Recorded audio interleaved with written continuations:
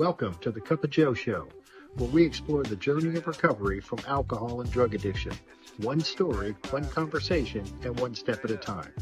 I'm your host, Joe, creating a safe space for honest discussions about the challenges and triumphs of addiction and alcoholism. In each episode, we'll hear inspiring stories and uncover tools that make healing possible. Sobriety is not a one-size-fits-all journey, and you don't have to face it alone. Recovery is possible, and it's worth it. Thank you for joining the Cup of Joe Show. Now let's get started.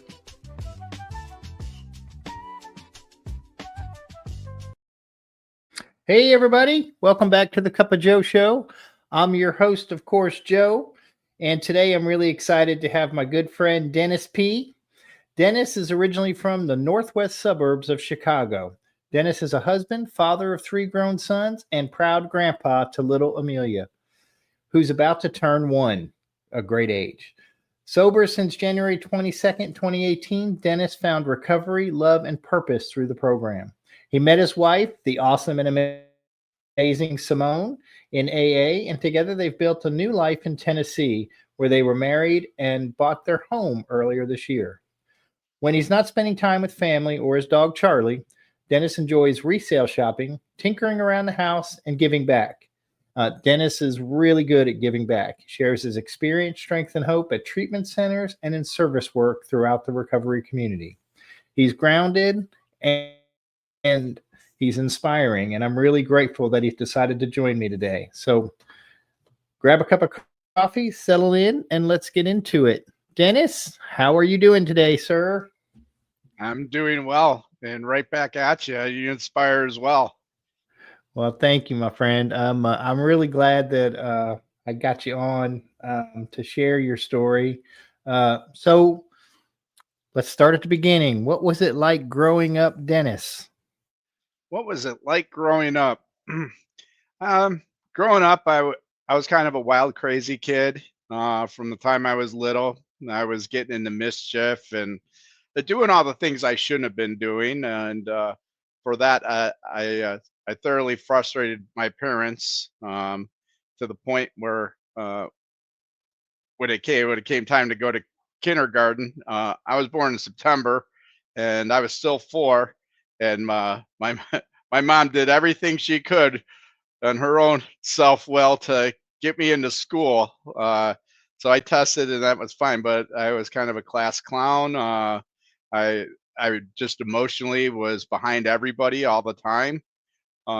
So it was pretty challenging, going through school, and because of that, the repercussions of being an attention seeker, clowning around, even though I did well in school, um, it brought a lot of consequences to my doorstep from the time I was little.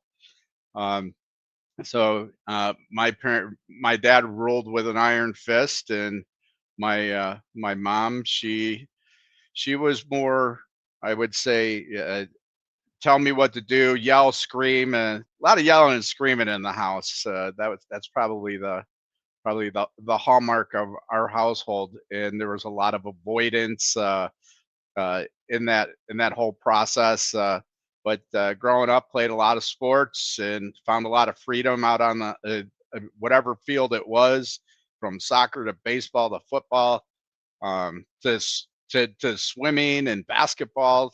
So I had a lot of good things and a lot of good people to be around, and I'm grateful for all of them. All of them, the fathers that were father figures, and they were they were the friends of my best friend. They are the parents of my best friends, and so I was very grateful. One of them, he definitely drank a lot. He ended up in the program. That one of those fathers. I kind of admired his ability to, I guess, have a sense of humor just about everything. It was very sarcastic, and I kind of picked up on that in my own right, and but grateful that to have a supportive network of friends and fathers and even mothers too that were. But yeah, my parents, my mom and my sister were always ice skating. loved my sister. I still love my sister, and love my parents too. But my mom was off early in the morning to go to ice skating, and my dad was off to work early, and I was pretty much left to my own devices from a young age. And but yeah, and from the time I came home too, I was left to my own devices, and uh, did did my best to to keep myself in check, and so not to get in trouble out of fear of being punished. That was every it, it seemed like it seemed like other kids, their parents didn't they got more, or they got punishments as much as I got praise. And um I had my father was one, and I love my father, and I'm grateful for how he provided and did what he did with what he had and what he knew and what he grew up with. Um, but he was a he would always, anytime I did something well, he would always take credit for it. But he would tell me everything I did wrong. So I kind of got this got wounded, and then salt poured on that wound, and that was tough. That was tough because I never felt I had a very low self esteem because of it. Uh, my self esteem has grown. I wouldn't say entirely. It kind of was traumatic, but again, my parents were educated. They I never went without. They did their best, and I love them for that. But I held a lot of resentment over that for many years, and tried to show them, prove to them that I could do it. And I was always trying to prove myself to them and to other people my whole life. And even in that self-seeking and trying to, I I kind of didn't fit in with others. I think that would be a big thing. And by the time I got to high school, uh, well, even before that, because I had a family that one side was very um, religious, and they were very open. Everyone was treated as an equal. You could say something, they would engage you. The other side of the family, uh, pull up to the house, there'd be barbecues, there'd be motorcycles, there would be um, people drinking, music playing. It was a tale of two cities. You go from the south side of the Kennedy to the north side of the Kennedy. It was two different worlds, a tale of two worlds. And in that household, a lot of people drank, and they drank heavy. And I just didn't feel like I fit in there. And when I was there, and probably when I would say around 8 or 9 years old, um, I was serving drinks, and I remember that time of making a black Russian for my great grandmother. And I came up, and I was just like in this mirrored glass. It was so everything. It looked so glamorous, and and as soon as I picked that drink up and drank it, and started walking up the stairs, it wasn't before I got up the stairs that I had to have another sip, because there was something that it did to me where I wasn't trying to prove myself to anyone. It just gave me that ease and comfort that a lot of us talk about, and I could breathe. And I remember walking up, and I saw them, and nobody was looking. I took one more sip, and my great grandmother saw me, and she got, "You can't do that. You shouldn't be doing that." But funny enough, as I, as time went on, I still, from that time, when I went over to that house, I sought a way to pick up a drink, so I could breathe again, because it felt so good. And that's what it did, what alcohol did for me at a young age. And lo and behold, when I get into high school, and the parties start beginning, um, it, it's a lot of alcohol there. I drank as much as I possibly could outside of sports. I played a lot of sports. I played um, baseball, and I played football, and then ended up on the golf team. I had a broken leg, so uh, but I yeah, I played sports that keep in between the lines is where I was free, and out on the course, that's where I was free. I could be myself. I could I was able to be around my teammates. Ended up captain of the golf team, which I never dreamed of. I mean, when I was younger, I thought I'd be captain of the football team and captain of the baseball team, and I did end up being captain my senior year. And but I was I got a lot of hardware for what I did, and I never thought that I ever measured up to earning uh, what I have, what I got in terms of accolades, and because of the work that I put in, and kind of like imposter syndrome, where you don't feel like that you're doing all this stuff, but you don't feel like you're doing anything, and you're not doing enough, and you're not doing it good. And so that's kind of how my life went. And I went to go off to school, um, and ended up to go play baseball at a university up in Illinois, and didn't end up playing because we got rid of most of the recruiting class, and so I went back to a JUCO. But during that time, when that all went away, that freedom that I got from being around people, being a part of, and um, and and doing something and contributing to something, when that all went away, I found another way. So the best thing that I did that fall was to join a fraternity, because that's exactly what I needed. I needed to be a part of something, and it involved alcohol, a lot of it, and that carried in. That carried, from age of 18 going forward. So at least that gives you up to my 18 years old. That's no, it's funny when kind of going back to when you started. Like I would also started school early. Honestly, my mom would basically brought me to kindergarten at 4 years old and said I haven't been able to do anything with him. So good luck, And it really, you talk about the immaturity and the not, emotionally kind of being behind, and Yeah. you and I have that in common. And I think alcohol was the great equalizer for me. Same here. I didn't feel like I didn't.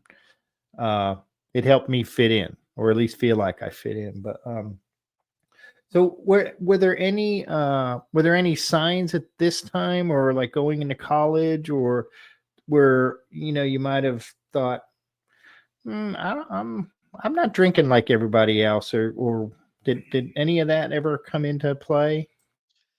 Um, uh, at that time, no, that was just normal. I thought that was normal, because of what I grew up in. My parents were not drinkers. My dad despised drinking, but if he picked up a beer, he was fine. My mom, she drink a half a glass of wine, she'd be giddier than giddy. Um, but my dad's side of the family, that's where all the drinkers were at, and I think that's probably why my dad went an opposite direction and tried to stay away from it as much as possible. But I think in looking back, yeah, absolutely. Now that I understand what the disease is, once you pick up one, you don't stop until it's all gone. And even when it's all gone, where's the next party? Where are we stopping at? Who you're going to shoulder tap off of? Let's just go hang outside Extra Value Liquors. There will be somebody there. Back in those days, people would do that, would buy for you. Six pack was very expensive. know, but so yeah, during that time. But I think more so after I came back from from college because I went 1 year up to NIU and um, came back because my parents weren't going to pay for me to go party. Ended up at a JUCO, and I think in retrospect when I started like getting restless, irritable, and discontented. So on Friday, because we were going to sit down and watch a movie from Blockbuster. I'm going to date myself. Uh, that I was like, "Where's liquor? Where's this? This is And it did. I started seeking people that did that same thing and partied just like me, and a little harder, with more than just alcohol. And that was maybe a little weed, maybe a little blow, a little, you know, that was. I mean, I wouldn't say I experimented with with. I don't think so much marijuana, but it was very. I wasn't a marijuana smoker, but cocaine definitely. And and I realized that, and baseball season was starting at Harper, and um, and I had to get back into shape. I had to stop all that. But that's the funny part. Again, when I had something that was goal orientated, around people, between the lines, that that always resonated with me from the time I was little, and I was able to not do all those things. I still drank, and when I did drink, I was looking for more and more. I needed more to feel that sense of ease and comfort, and I guess in it all, escape the reality that I lived in because I never thought I was enough and I'd never be good enough, and that helped me get through that and be able to be able to talk to people. I find that I'm kind of not as social as I thought I once was. I'm still social, but I'm more reserved today. But I think, yeah, I probably around 19 years old, I noticed something was different uh, at that time. Uh, so So at your, so you're, I get, you graduate, I'm assuming you graduated college and drinking escalated, partying escalated. We have the cocaine in common too. That was, I loved cocaine because I could drink more on it, and yep, it was, uh, it took me down some really, really dark paths. I always say my towards the end, my favorite party mix was isolation, cocaine, and liquor. And but um, so how did it escalate, Dennis? When you know through your life? um, I played baseball, and then I ended up going to from so that was college number two, the junior college, in which I did very well, believe it or not, and in school, true to form. Even though I goofed off, I did well, and but I went down to Carbondale out of all schools, and at that time, I think it was like the top five party schools in the state, in the country. Uh, and so uh, I was going to play ball down there, but I had an injury in my shoulder and I couldn't do it anymore, so I hung up the cleats. But I picked up where I left off, what I usually did. I still worked out and stuff and partied, um, but it definitely escalated then, because I was away from home again instead of being at home. Didn't have to drive many places, so because the strip was 2 blocks away, so I wasn't the liquor store was 2 blocks away. The All the parties were right where I was at. I was in Party Central on College and Beveridge Street. Beveridge Street is the street I lived on. Uh, so uh, it definitely escalated, and until until I met my my first my first girlfriend, in which I ended up leaving school for her. So uh, and then eventually we got married. So at that time, my drinking kind of went down. Sufficient enough cause. It went down. So I I just thought I was a heavy, as the book defines it, being a heavy drinker. So I could control it, but I've never been exposed to AA. That's just in retrospect.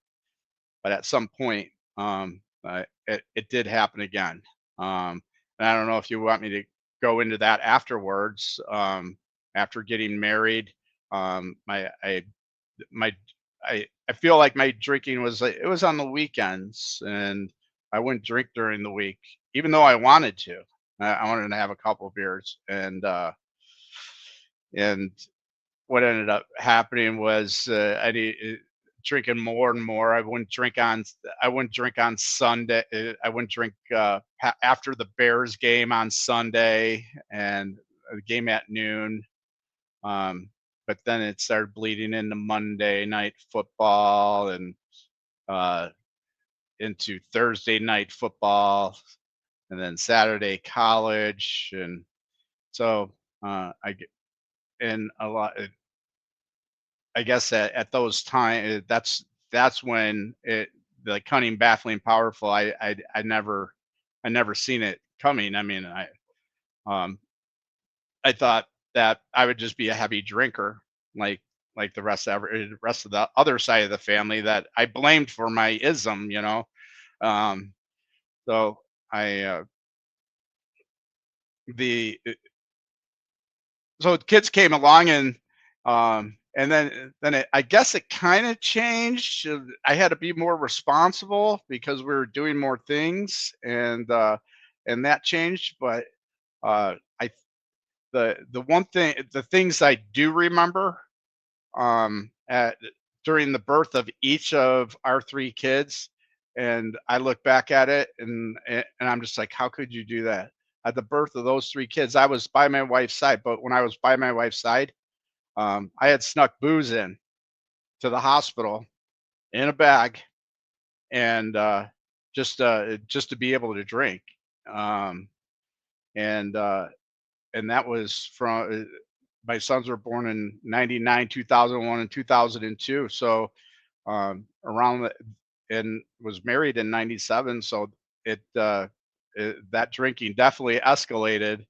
But I never saw it that way until after getting sober.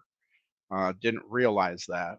And but kids got older, and got into sports, and I was trying to balance work, trying to balance that at 9 o'clock. You know, that was it. Dennis was done because it was time to knock back a few, and that would it bled into every single day, and it would be two, three, and then I think I could have two or three, but it ended up 4 to 6, and then 6 to 8, and then uh, and I'm not telling the truth. You've been drinking? Nope, nope. How much do you have to drink? Two. I couldn't be honest about it, because I was ashamed, and that was my solution, and I felt ashamed my entire life, you know, and and that's why I picked up the alcohol to escape that reality that of not being enough, and but that's my part, that nobody else did that to me. That's the way I felt. But as time went on, the and the little got more and more, and pretty soon it well, actually, ah I can't forget this, Joe. uh during I got a back injury in 2006, and they had to put me on heavy meds for my back pain, and so I was taking opioids and other nerve medication that Paula Abdul got squirrely on one of the shows one night, and so that combo, and but I swore on a stack of Bible for 5.5 years, Joe, that I'd never drink again. And during that time, or after that was up, and I finally got fixed after all the surgeries and everything, uh, it I decided to pick up a drink again. And I when I picked up, I drank like I didn't stop, and it was even more because I was trying to get that ease and comfort that I couldn't get through alcohol. And I thought something was like I did through the medications, the prescription medications I was taking, and I thought something was wrong with me, and I was crazy. So I went to a psychiatrist and say something's wrong. This is not right. I don't feel right. Um, I always feel uh, very anxious. So they put me on a load of medications. One of them was a benzo, and I got pretty much free reign on those benzos for at that time, and was on a couple other medications too. And that was very mixing that and being weaned off of it's still having um, the opioids, and then being on benzos and mixing those. I got there. I got to where I needed to be to feel that ease and comfort. And and it wasn't until later on when I finally hit treatment that I found out that's a deadly cocktail. And I did that for some time until I finally ended up in treatment in 2000. The first time was 2015 when when I ended up in treatment. Ended up in the back of an ambulance, um, coming home from a Bears game, sauced to no end, embarrassed my cousin to no end, just deplorable, and knocked on the front door of the wrong house, trying to get in, put my keys in the door. They said this is the wrong house, and ended up on the front parkway, and in what was that? This November, late November, December, up in northern Illinois.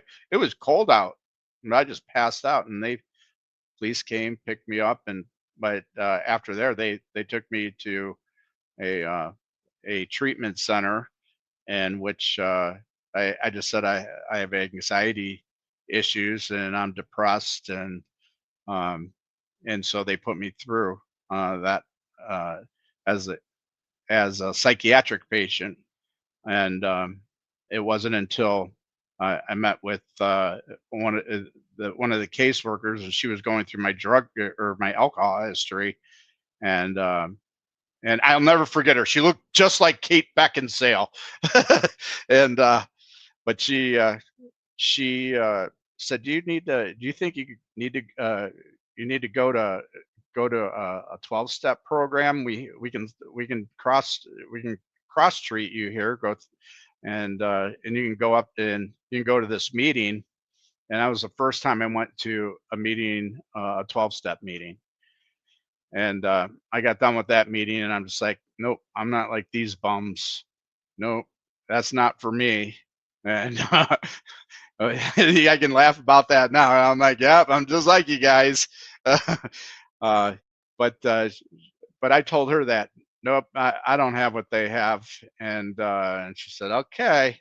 But it being in and out of treatment, um, and I'd hold my own for 3 months, 4 months, and I was back in treatment, and another 30 days, and then out, and then back in, 3 to 4 months later. And I went to the same place in same treatment center, um, each time, except for the first time was the IOP and everything. And but I got to know the psychiatrist, the addictionologist there at where I was staying, and they didn't treat me for psych issues. They treated me for alcoholism. And all the 12-step guys come in, and um, uh, and I got a sponsor in there, and it was uh, learning about what the problem was, and I didn't understand what the problem was. I don't think I even understood or wanted to know what the problem was.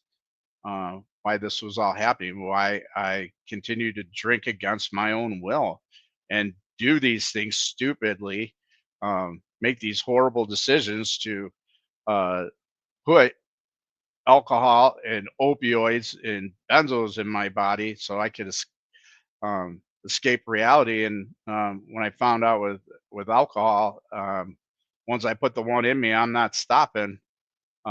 It's not the last one that gets me drunk. It's the first. And but I it didn't register, Joe. It really didn't. Um, and uh, so I had to go. I had to beat myself into a place of submission by trying to live that obsession, that lie that I tell myself, that big delusion that next time it's going to be different. And every time I picked up again, um, I may have started off slow, but I ramped right back up, and to even worse, and there were more consequences to be endured. And so until until I finally Well, every time oh, sorry, go ahead. no, no, I think you were getting. I was going to say. So you said until. I was going to say. So what was the turning point for you? So every time I went in and out of treatment, and I'd see the same people, have the same texts, have the same um, psychiatrist, had the same sponsor, and I thought that sponsor would, that after the first time he would have been like, I'm not dealing with this clown. But every time he walked in, he says like, hey, how you doing? Glad you made it back. Glad you made it back. Happy to see you. Good to see you. And uh, that was strange to me. That was really strange because I didn't get that. I didn't get that in my home, in any home for that matter.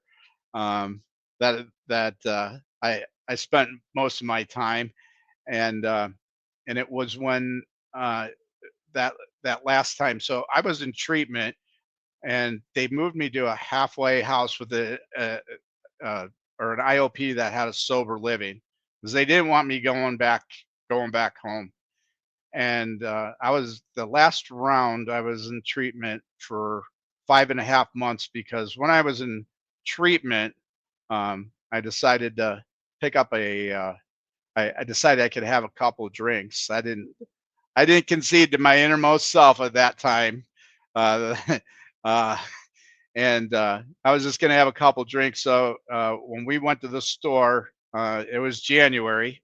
It's my sobriety date, 22nd. So that week before, uh, went to the store. It's January, so I got my big Nanook of the North coat on, and I'm going by the shelf, because we were shopping for ourselves, and they give us little cards, and you can't buy alcohol with them because of the sick codes on there, and you can't buy vanilla because that has alcohol in it. And I was walking by the liquor aisle, and I'm like, I thought it was a good idea to pick up just a little something to drink. And when I looked, there were smaller bottles, and my hand went over to the full handle 1.75-liter bottle, and I just shoved that sucker in my big Nanook coat, and nobody ever nobody ever knew, and brought that into treatment. And um, oh, yeah, I'm just gonna have a couple. And the wild card games were on that weekend, and I was definitely a wild card. Um, I met a person, a guy that sent me off because they're like, you got, we can't have you here. I got caught, ended up in check-in group, and the tech, I'd been there long enough. She goes, something's wrong. She's like, you got to come with me, and I blew digits. You had to blow all zeros in treatment, and well, mine wasn't mine wasn't zero something when I blew. And not that I laugh about it now, I'm not proud of it. Um, but it's a reminder to me, what what alcohol can do to me. It turns me into a different person, and I don't care about much of anything, and because I'm trying to escape everything, and uh, but I love people, and it's just tale of two worlds, kind of the way I grew up, and but yeah, but the anyways, that the guy that came in, he it was his first day as a tech. I offered him, I never bought anything of substance. I bought cookies and pop and ice cream, and while I was in treatment, so I was offering this guy cookies and whatnot. And that night before, but that day he was sending me off to, before they came and picked me up to go back to inpatient. And I was talking with him, and he had worked at a he was a house manager at a halfway house, and when I was talking with him, he planted that, helped plant that seed. Like, when you're done, come out, come live in a sober living, and uh, and you stay there as long as you need. It's a really good place. It's very supportive. Go to meetings every day, and so that it kind of stuck in my head. I felt horrible that I picked up. I'm in I'm in the room, leading meetings and whatnot, and I'm so disappointed in myself, and I feel completely ashamed. But ended up going back into treatment, and it was a instant replay. But the one message that I got from Tex, the psychiatrist, and my sponsor, my ever loving and enduring treatment sponsor, who I still talk to today, um, was, "What are you going to do to change? What are you going to change? To have a different outcome. What are you going to change?" And I remember that last that last week I was there, and I met with him, and one evening, and he said, "What are you going to do to change this? Um, you know, if you continue to run on your own self will and you don't do something different, you may not come back. You may not come back here." And I'm like, "Well, what do you mean by that?" He goes, "You know, there's three things. You got jail, you got institutions where you're sitting in one now, and door number three is you end up in the ground." And and I guess that got my attention a little bit. I had the three sons who I loved. I st- and I loved doing so. We had such great times in sports and football, and they'll always say that was the best times of our lives. And I'm so sorry I did what I did, and and um, and wasn't there for them in at a time in their life when they needed their father the most. And it was very selfish of me, that I wasn't there. And during those early teenage years, and and I give a lot of props to my wife for taking care of those boys, and still taking care of those boys, or men now, now that they're all in their 20s, and one is married and has a grandkid. Um, but I met with the psychiatrist the next morning, and she said pretty much reiterated the same thing, and she's like, "I recommend you stay here for another week. Your insurance is going to cut out, but you need to get into a halfway house." And then that one guy from the treatment centers that came to mind, because I couldn't get in anywhere else. It's January, so everyone's in treatment. The summertime, nobody wants to be in treatment, and the wintertime, they want to all get fed and get warm so they can go party during the summer. That's what I learned. That's and using their insurance cards as passports around the country. And Like, wow, I got into this thinking I was just going to know a little bit about get better with alcoholism, and I wasn't, I didn't know what I was in store. I didn't dream of learning some of the stuff that I learned. But she did say to me, uh, you know, you you keep coming back here, and so I suggest you stay a week till you go door to door to a sober living, and or you don't leave until you have that available, because you can't go back home, you can't go to a friend's house, you can't go to your dad's house. And I said, no, no, no, no, no. Yeah, I, I'll be able to go back home, and then this place is going to be open, and it has a bed open in a couple weeks, and I can go there. And she said, look, so if you don't start following suggestions, you may not come back here. I go, what? I we and having a relationship with your psychiatrist is not the usually being in and out. I have this relationship kind of that normal people don't have with their psychiatrist, and I looked at her and I said, "What? You're not going to allow me back?" She goes, "No, Dennis, I don't think you're going to make it back. You almost didn't make it back the last couple times," and so that kind of reinforced what my sponsor was saying. And when I look back at it, I am so glad that there are people in 12-step programs that work in H&I and work with treatment centers to work together to help other people. Um, it doesn't matter if it's drugs or alcohol or both. That those people work together, because um, it, it really helped me to finally say the party's over.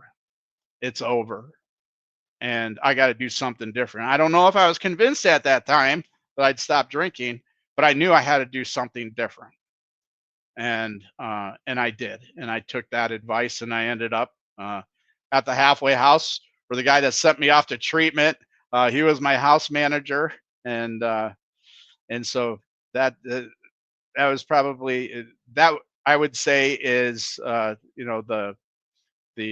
coming to terms stage of my drinking.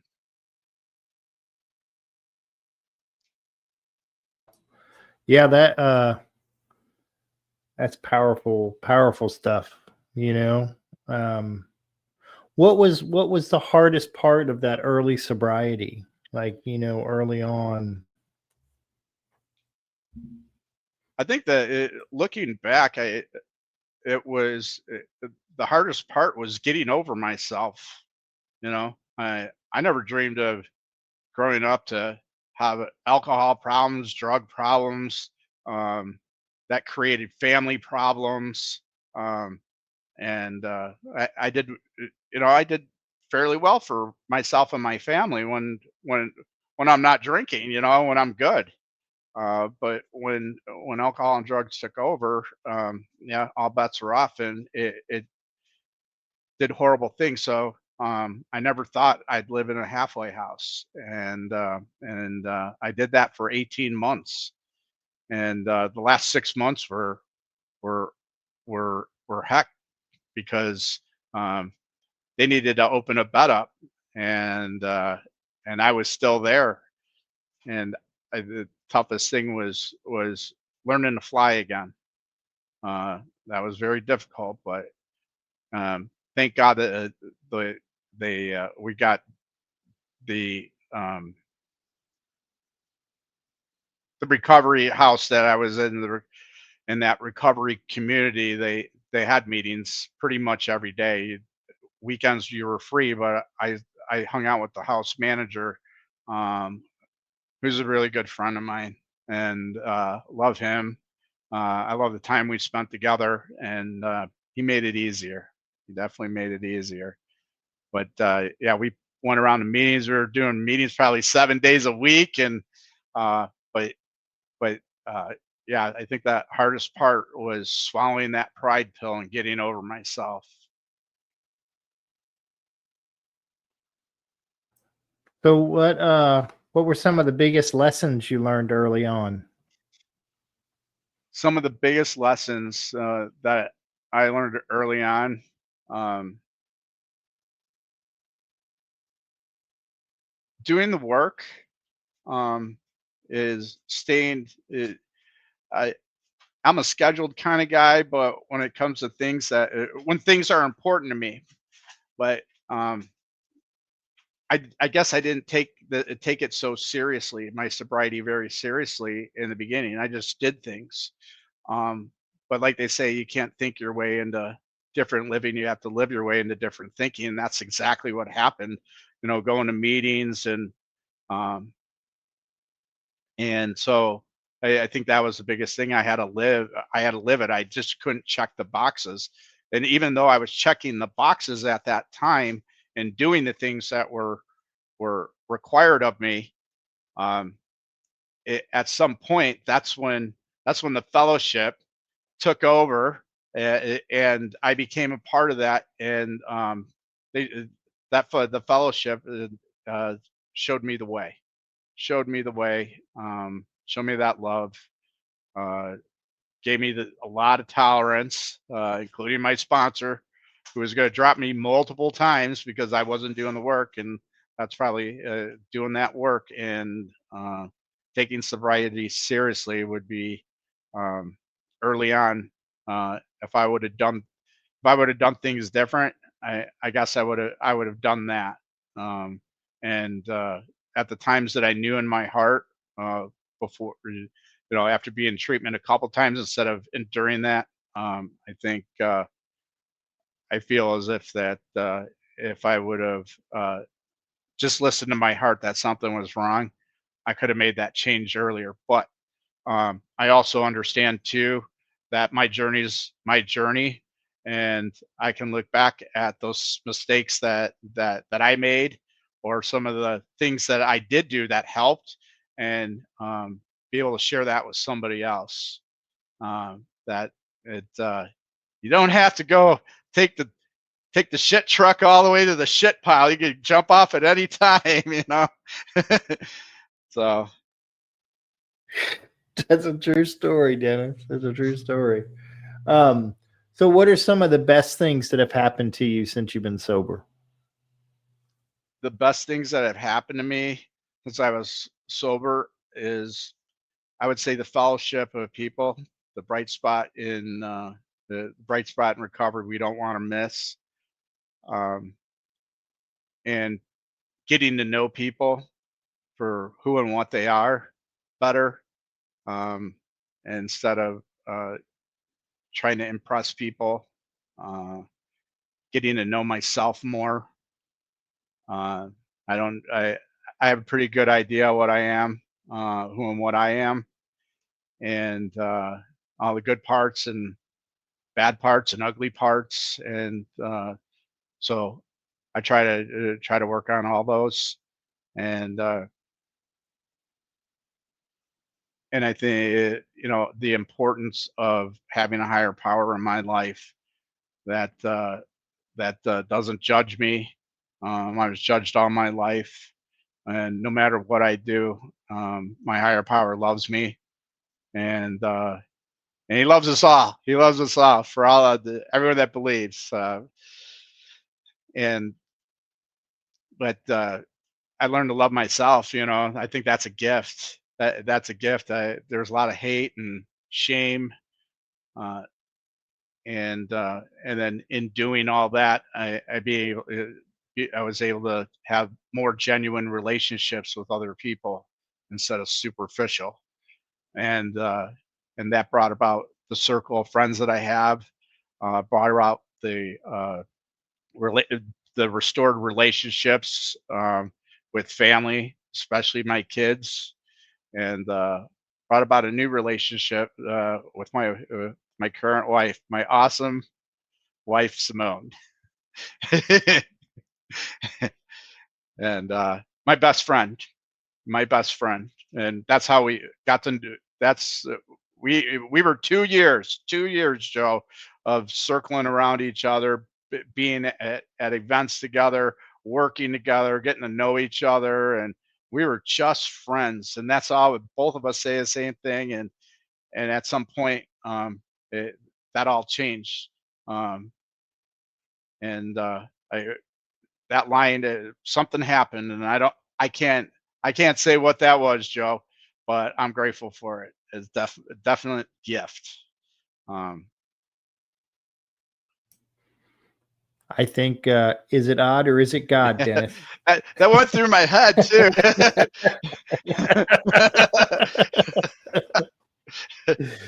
um, something that because I know that you're very involved in service, and I was wondering if you could touch on some of the service that you're involved in, because I think it's important for people to know some of the things that are out there that you can do in recovery.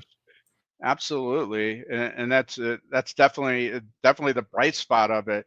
Um, it, being involved in a home group and taking those roles on, taking the roles on at events. Um, uh, I love doing those things, and and and then as time goes on, being a GSR, going to the area. Um, to do more of the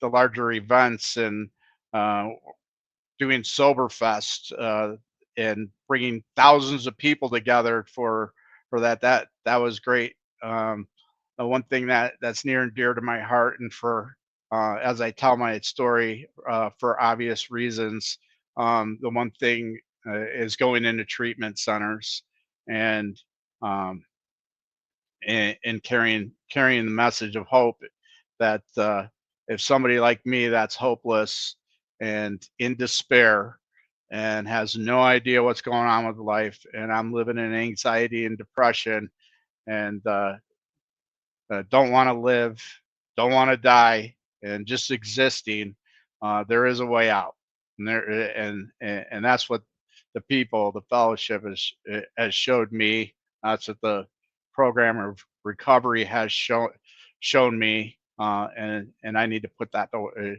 I get to put that to work.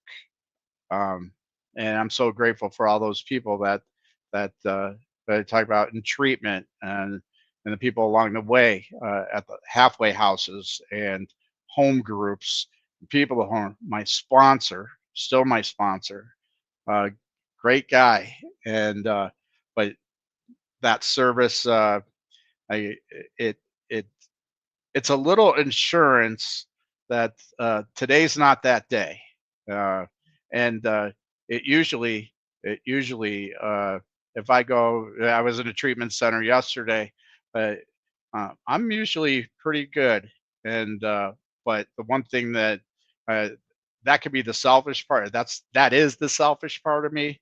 It keeps me sober, um, but at the end of it all, um, and at the end of the meetings being able to connect with at least one person to hopefully guide them down the path that I was guided down, because we all deserve that. All alcoholics and drug addicts, um, combo jobs, we all deserve it. um, and so I think that's probably the bright spot. Working with other sponsoring people is uh, is definitely uh, that is the bright spot you don't want to miss when the person across from you is in that same place that I once was, uh, with no hope, complete despair, um, and and uh, without any peace in their life, and the eyes just dark to see those lights of hope and faith go back on in their eyes and them change, um, through guiding through the book. And that's not me, that's God working through me, and God working in them. And to see that, it gives me hope that that this program, the that the program recovery still works. And if it works for them, it works for me, and it can work for others. And that's the message I try to carry when I go into those treatment centers and into the rooms and into the rooms and with sponsees and newcomers, uh, to bring that message of hope, because that's one thing I needed to get it all going, to believe in something bigger than myself again. Well, you are certainly living proof that recovery works.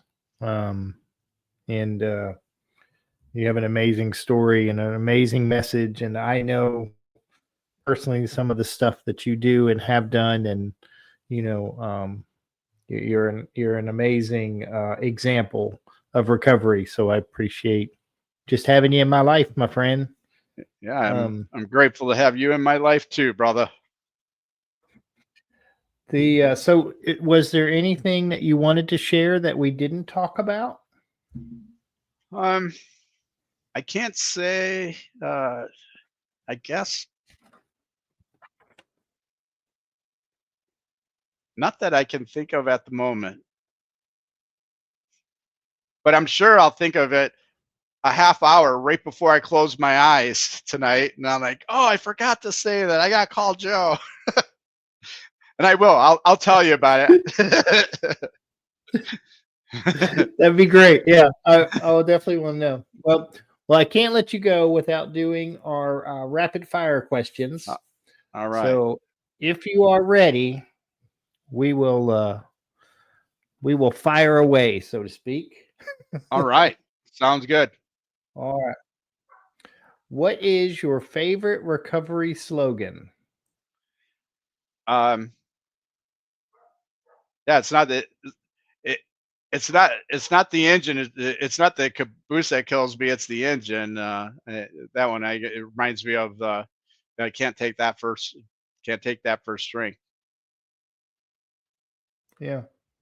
What is your least favorite recovery slogan? Think, think, think. And I guess I still don't understand it. I've been around for a little bit, but uh, I guess I don't like it because I'm an overthinker. I think, think, think, and so it. I feel my overthinking gets me in trouble, but apparently I don't know the meaning of think, think, think. So, and I need to be more open about that and be willing to learn that. What do you think is your sobriety superpower?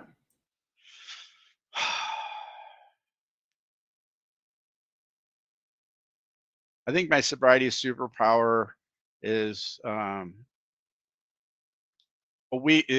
it was a weakness. It was connecting with people. I still have that weakness, really connecting with people. I think my super, but I guess it's made up for when the newcomer comes in and connecting with the newcomer.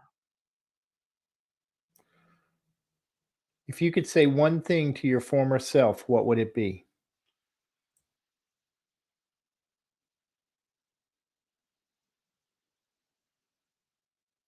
I would say getting more serious. Listen to my heart, definitely in everything, not just my drinking, but in life in general.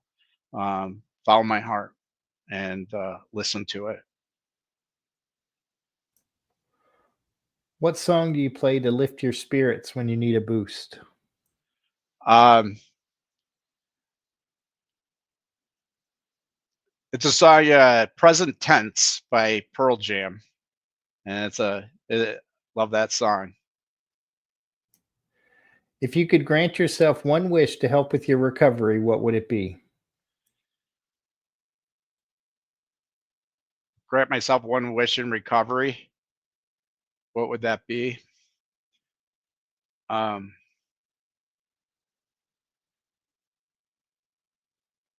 to always be grateful and the willingness to do more. What step do you love the most?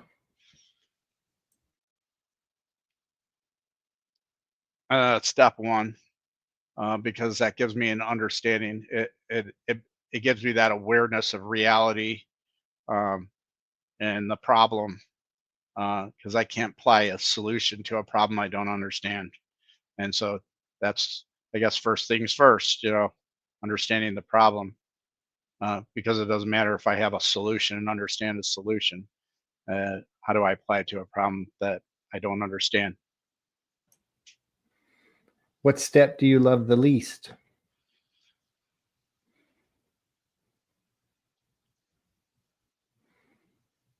I have a love hate relationship with step 11 in that review. I still have pride. I still have ego, and still getting over myself, um, and that's why step one is so important to me. I like the best is because that honesty allows me to have that to be able to have that freedom to be willing to work on myself and to choke down that pride pill a little more. What is one of your favorite movies? Um, the Born Identity. I love that movie. You could actually be Matt Damon in that movie, Dennis. Matt Damon. And finally, if heaven exists, what would you like to hear God say when you arrive at the pearly gates?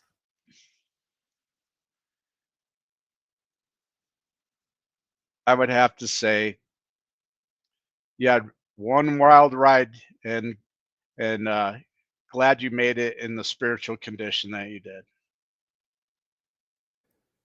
Well, I'm certainly glad that you took the time to share your story, Dennis. I really appreciate you. Well, I really appreciate the opportunity and grateful to be on here and to have a brother like you. Thank you, my friend. And for the rest of you folks out there, please subscribe to our friends at thedailyponderables.com, your recovery source for inspiration and encouragement every day. A new episode of The Cup of Joe Show is released every Thursday at noon. Visit thecupofjoeshow.net, or you can listen to the show on your favorite podcast apps, Podbean, Apple, Spotify, YouTube, and others. Just search for The Cup of Joe Show. Don't forget the "the." Please like, follow, subscribe, and share because someone out there needs to hear this today. Have a good day, everybody. It's just a laid-back vibe, baby. We hope you enjoyed today's experience, strength, and hope. We are so grateful you decided to join us.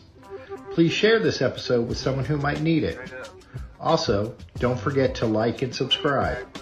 Remember, no matter where you are in your recovery journey, you are not alone. Reach up and reach out to someone. Please do not suffer in silence. Until next time, let's take it 1 minute, 1 hour, and 1 day at a time. Thanks for listening to The Cup of Joe Show.